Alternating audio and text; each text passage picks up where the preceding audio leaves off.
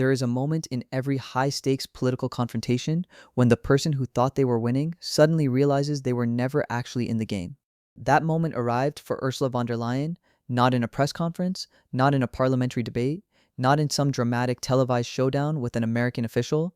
It arrived quietly, almost without warning, when JD Vance did something so unexpected, so surgically precise, that Brussels didn't even recognize what had happened until the damage was already done. He didn't argue with her, he didn't threaten her publicly, he didn't fire off the kind of aggressive statements that politicians usually trade when they want to signal displeasure. Instead, Vance did something far more dangerous to someone in von der Leyen's position. He opened a ledger, a real one, with real numbers. And when he finished reading it aloud, the most powerful bureaucrat in Europe had no answer because there was no answer to give. The math doesn't lie, and for the first time in years, someone was finally forcing Europe to face it. This is the story of how that happened. How Vance executed one of the most carefully constructed diplomatic dismantlings in modern transatlantic history. How von der Leyen's strategy of positioning herself as the world's great defender of democratic values collapsed the moment it came into contact with actual accountability. And why the fallout from what Vance just triggered isn't just reshaping the relationship between Washington and Brussels. It is quietly, methodically tearing apart the political coalition that von der Leyen has spent years building inside Europe itself. By the time you understand exactly what Vance did, and more importantly why he did it the way he did, you'll never look at European political theater the same way again. To truly grasp why this moment is so consequential, you have to go back to January 2025, because that is when von der Leyen made the decision that set everything in motion. When Donald Trump walked back into the White House and the entire global diplomatic establishment held its breath waiting to see how European leadership would respond, von der Leyen made a choice. And it was a very deliberate, very calculated choice. She chose confrontation over conversation. Now, you might think that's an oversimplification. Politicians rarely make clean binary decisions like that, but in this case, the record is remarkably clear. In the weeks and months following Trump's return to power, von der Leyen did not make serious attempts to establish a working diplomatic relationship with the new American administration. She did not signal openness to addressing the long-standing American frustrations about European defense spending, trade imbalances, and the regulatory targeting of American technology companies. She did not, in short, behave like someone who understood the precariousness of her continent's strategic position. What she did instead was go on tour. She traveled from capital to capital across Europe and beyond, delivering speeches about European sovereignty and the urgent need for the continent to reduce its dependence on American power. She positioned herself not as a partner seeking common ground with Washington, but as an alternative to Washington, as the responsible, principled, multilateral answer to what she framed as an increasingly erratic and dangerous American political moment. The audiences loved it. European media loved it. The international press corps, always hungry for a narrative that frames Europe as the last guardian of liberal democratic order, amplified every speech, every soundbite, every carefully crafted phrase. Von der Leyen's approval ratings climbed. Her profile on the world stage expanded. She was, by every conventional measure, winning the political moment. But here's what she was not doing while she was winning that political moment. She was not addressing the fact that the majority of European nations were still failing to meet the NATO defense spending commitments they had made years earlier. She was not confronting the reality that Europe's vaunted military capability was, in practice, an elaborate shadow show propped up by American logistics, American intelligence infrastructure, American satellite networks, and the implicit guarantee of American military intervention if things ever went seriously wrong. She was not acknowledging that the regulatory architecture Brussels had spent a decade constructing had disproportionately targeted American companies to the tune of hundreds of billions of dollars in fines, fees, and market access restrictions. She was making sovereignty speeches while cashing American security checks, and she apparently believed that nobody in Washington would eventually force a public reckoning with that contradiction. That belief was the miscalculation, and JD Vance was the person who ended it. Every political confrontation has a triggering event, a moment when the slow accumulation of frustrations finally breaks through the surface and forces a response. For Vance, that moment came in February 2026, and it came in a form so brazen that it left no room for the kind of diplomatic patience that Washington had been exercising for years. Von der Leyen stood before the European Parliament in Strasbourg and delivered what was officially billed as a defense of democratic values. And in the first few minutes, that is genuinely what it appeared to be. She spoke about the importance of rule of law, about institutional checks and balances, about the need to protect democratic norms from authoritarian erosion. Standard stuff. The kind of language European leadership deploys so routinely that most observers had long since stopped paying close attention to it. But then she pivoted, and what she said in that pivot was not standard. It was not routine. It was not the kind of careful diplomatic language that gives everyone involved plausible deniability about what was actually being communicated. She drew a direct line, explicit and unmistakable, between the political direction of the United States under the Trump administration and the authoritarian drift she described in countries like Hungary and Russia. She stopped just short of naming Washington directly, but only just. The implication was clear to every person in that chamber and to every journalist watching the live stream. The European Parliament erupted. Standing ovation, prolonged applause. The footage spread across every major platform within hours, with commentary from European commentators celebrating von der Leyen's courage in standing up to American pressure. In Washington, JD Vance read the full transcript, and then he did something that is very characteristic of how he operates. He did not react immediately. He did not fire back with a counterstatement designed for social media. He did not arrange a press conference.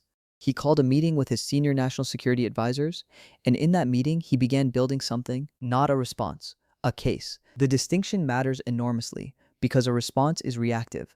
A response engages with the other person's framing and argues against it on their terms. What Vance was building was something entirely different. He was assembling a documented, verified, line-by-line factual accounting of the transatlantic relationship as it had actually functioned, not as von der Leyen had chosen to describe it in her speeches, but as it had actually operated on the ground for decades. The picture that accounting painted was not flattering to Brussels. When Vance's team finished their work, the numbers they had assembled told a story that no amount of sovereignty rhetoric could obscure.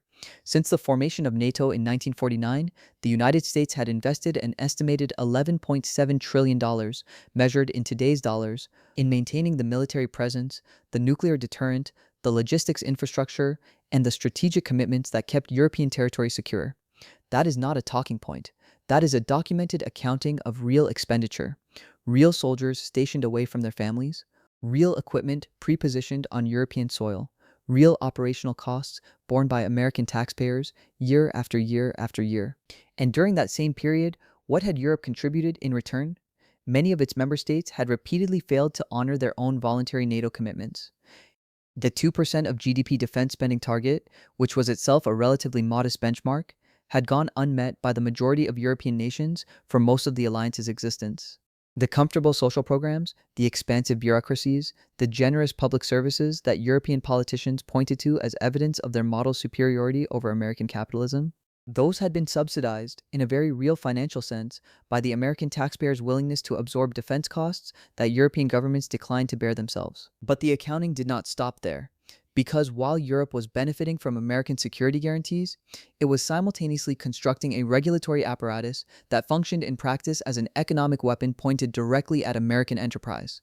The accumulated total of regulatory fines, digital service taxes, market access barriers, and competition enforcement actions specifically targeting American companies had reached $340 billion. American technology firms in particular had been subjected to regulatory scrutiny of a scope and severity that was applied to no comparable European companies operating in the same markets. Read that dynamic slowly. The United States was spending trillions to keep Europe safe. Europe was using the financial breathing room that security created to build a regulatory system that extracted hundreds of billions of dollars from American companies. And then the leader of the European Commission was giving speeches comparing the American government to authoritarian regimes. Vance presented this documented case to President Trump on the 19th of February, 2026. Senior National Security Council members were in the room. The Secretary of Defense attended remotely. What was agreed upon in that meeting would not become public knowledge for nearly 2 weeks. But when it did become public, when Vance walked into the Roosevelt Room at the State Department and began speaking, every word carried the full weight of a decision that had already been made, reviewed at the highest levels, and formally approved. This was not improvised outrage. This was not electoral theater for a domestic audience. This was a structured, deliberate, strategically designed dismantling of the foundational assumptions that von der Leyen's entire European project rested upon. And the most important assumption he demolished was the one that European defense planners had treated as an immovable constant for decades. The assumption that regardless of how strained the transatlantic relationship became, regardless of how aggressively Brussels lectured Washington about democratic values, regardless of how many American companies the EU chose to fine and regulate into disadvantage, The United States would always show up when the situation became serious. That assumption is gone, and what has replaced it is a strategic reality that is reshaping the calculations of every government on the European continent, whether they are willing to admit it publicly or not. Here is where the story becomes genuinely fascinating, because the most significant consequence of what Vance did is not the direct impact on Brussels. It is the indirect impact on von der Leyen's ability to maintain the political coalition inside the European Union that gives her position its power in the first place. The European Union is not a single country with a single government making unified decisions. It is a coalition of 27 different nations with 27 different sets of national interests, 27 different threat perceptions, and 27 different calculations about what kind of relationship with Washington best serves their people. Von der Leyen's authority depends on maintaining enough alignment among those 27 that Brussels can credibly claim to speak for the whole. And Vance's announcement has hit precisely the member states that von der Leyen most needs to hold that coalition together. Consider the countries that sit closest to Russia: Poland, the Baltic states, Romania, Finland. These are nations whose entire national security paradigm has been built around the certainty of American military backing. Their defense planning, their procurement decisions, their political risk calculations all assumed that the United States would treat an attack on any NATO member as an attack on all with the same urgency and commitment it would apply to an attack on American soil. They believed this not just because of treaty language, but because of decades of consistent American behavior reinforcing that belief. Vance's announcement changed the underlying credibility of that belief, not necessarily because the United States announced it was leaving NATO, but because Washington demonstrated publicly and unambiguously that the terms of American engagement were no longer going to be taken for granted. That there were conditions, that those conditions had not been met, and that the failure to meet them was going to have real strategic consequences. For a country like Poland, that message landed with the force of a structural earthquake. Warsaw has been one of the more serious European nations about defense spending, allocating close to 4% of GDP to its military, a figure that reflects genuine strategic anxiety rather than political posturing. Poland has real skin in the game of European security in a way that, frankly, some of the more comfortable Western European nations simply do not. And Poland's response to Vance's announcement came within 6 hours. Not a statement of solidarity with Brussels, not a public defense of von der Leyen's approach. Polish officials went directly to Washington and requested emergency bilateral security consultations, specifically bypassing the European Commission's preferred multilateral channels, government to government, no Brussels intermediary. That single diplomatic gesture was enormously revealing. It told Vance that his strategy was functioning exactly as he had designed it, and it told von der Leyen something far more uncomfortable: that when the choice is between loyalty to Brussels and national security interests, at least some of her most important coalition partners are going to choose national security interests every single time. Poland was not alone in this calculation. Across Central and Eastern Europe, defense ministers and heads of government were quietly conducting their own arithmetic. What does von der Leyen's confrontational posture with Washington actually cost us? What does it gain us? And if the answer to the second question is less clear than it used to be, then what exactly are we getting from the Brussels relationship that justifies absorbing the cost of her strategy? These are the questions that are now circulating in the political conversations that matter. The private ones, the ones that happen behind closed doors, before the official positions are drafted and the press statements are issued. And the fact that they are being asked at all represents a profound shift in the internal dynamics of the European Union that von der Leyen was completely unprepared to manage. But Vance was not finished, because the defense spending numbers and the trade imbalance figures, devastating as they were to von der Leyen's narrative, were only part of what Washington had assembled. The piece that came next was the one that didn't just embarrass Brussels publicly, it shocked European defense ministers in private. When Vance's team released the classified summary of European military dependence on American intelligence infrastructure, the reaction inside European defense establishments was not indignant denial, it was something closer to stunned recognition, because the ministers who were seeing these numbers for the first time were realizing, with genuine alarm, that the military capabilities their own governments had been publicly presenting as evidence of European strategic independence were hollow in ways they had not been fully informed of. The intelligence picture revealed that European military operations of any significant complexity depend on American satellite networks for communications, navigation, and targeting coordination. That European early warning systems for missile detection are integrated with and largely dependent on American infrastructure in ways that cannot be quickly or easily replaced.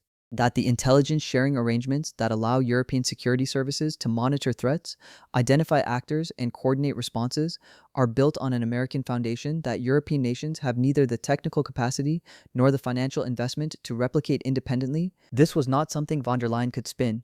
It was not something she could reframe with a well-crafted speech about European resilience and sovereign capability. The ministers who were learning the full scope of their nation's dependence were not learning it from American propaganda.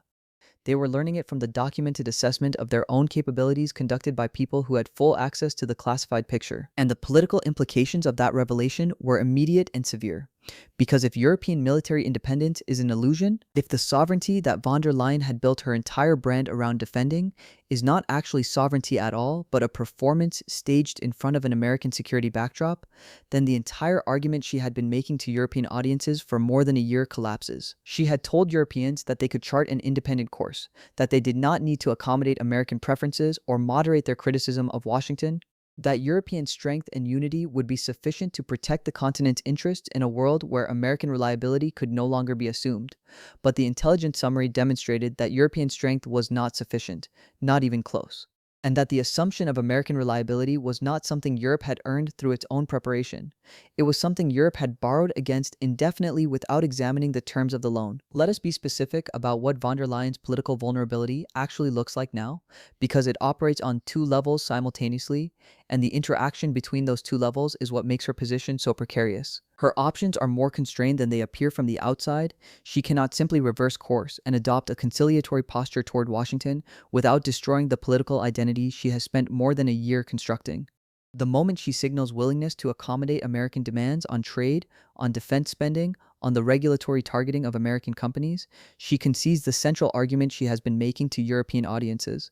She becomes the person who talked a brave game and then backed down when the pressure became real. She cannot escalate without making the underlying problems worse.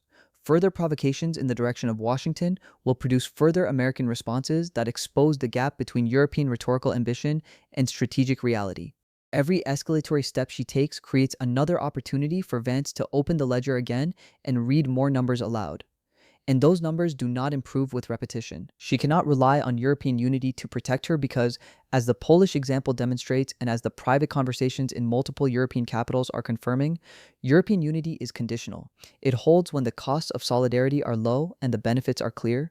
It fractures when national security calculations diverge and when governments begin to conclude that the Brussels consensus is costing them more than it is worth. And she cannot wait for the situation to resolve itself because the dynamics Vance has set in motion are not temporary. The American calculation that enabled decades of European free-riding on transatlantic security has changed, and that change is structural, not cyclical. The next American administration, whatever its political character, will inherit a set of precedents and a set of documented facts about European dependence that cannot simply be wished away. What von der Leyen faces is not a political crisis in the conventional sense. It is not the kind of problem that gets managed with a well-timed summit, a strategic press release, or a round of shuttle diplomacy among sympathetic allies. It is a reckoning. A collision between the story she told Europe about its own capabilities and independence and the reality that American disengagement is beginning to reveal. Those two things cannot coexist indefinitely, and the process of reconciling them is going to be painful, disruptive, and politically costly for the person most responsible for the gap between the story and the reality. JD Vance did not set out to humiliate Ursula von der Leyen personally. That framing, while satisfying for people who enjoy watching political confrontations play out dramatically, misses the actual strategic logic of what he did. He set out to change the terms of a relationship that had become structurally dishonest, a relationship in which one party provided enormous and largely unreciprocated value while being publicly criticized by the beneficiary of that value for failing to live up to democratic standards. The confrontation was not really about von der Leyen at all. It was about a set of arrangements that had persisted long past the point of reasonable justification, arrangements in which European governments made defense spending commitments and then didn't honor them. Arrangements in which European regulators systematically disadvantaged American companies while European militaries systematically depended on American capabilities. Arrangement in which the entire burden of maintaining Western security was distributed in a way that bore no relationship to the distribution of the alliance's total economic capacity. Von der Leyen became the focal point of this confrontation because she was the person most aggressively invested in defending the status quo, most actively working to frame American demands for accountability as threats to democratic values, most successfully positioned to make the existing arrangements seem not just sustainable, but noble. She was wrong about the sustainability, she was wrong about the patience of the American political system, and she was catastrophically wrong in her assessment of what would happen when someone in Washington finally decided to stop negotiating over the terms of the status quo and simply document it. The ledger is open now, the numbers are public, the coalition is fracturing, and the most powerful woman in Europe is learning, at considerable cost to everyone involved, that there is a difference between winning political arguments and winning the underlying reality those arguments are supposed to describe. She won the arguments for a long time. The reality just caught up with her, and JD Vance made sure it arrived on his schedule, not hers.